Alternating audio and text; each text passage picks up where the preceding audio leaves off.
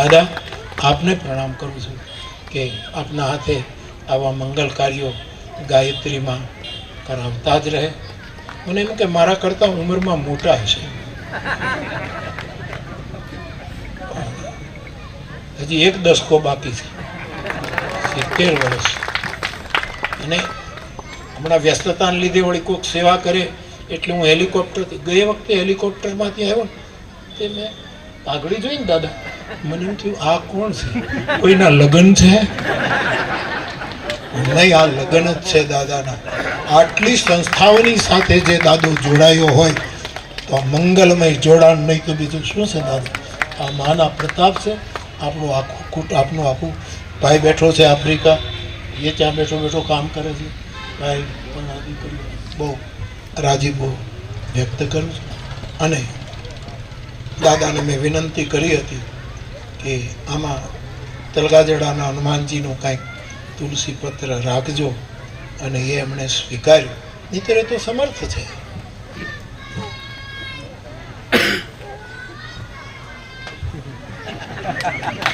રાજી થાય અને એમ તો કાલે જોયા જ કરવું એવું ન હોય.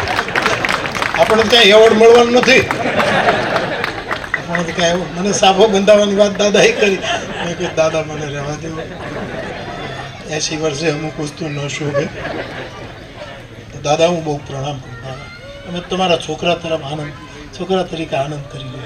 પણ દાદા આપે આ મંથકમાં બહુ મોટું કામ શરૂ કર્યું છે. અને આવતા વર્ષે જ્યારે કાનજી બાપાના નામનો એવોર્ડ ડિક્લેર થાય ત્યારે વળી પાછા આમથી ગોતી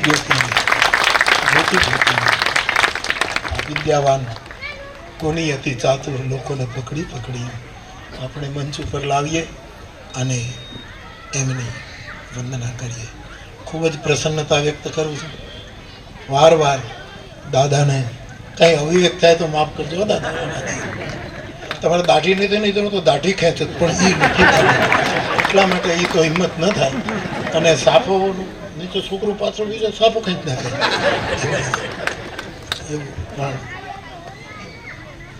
બહુ રાજી થઉં છું દાદા. તમે તમારા માવતર છો બાપ, અમને આશીર્વાદ આપતા રહેજો કે આવું કામ થતું રહે.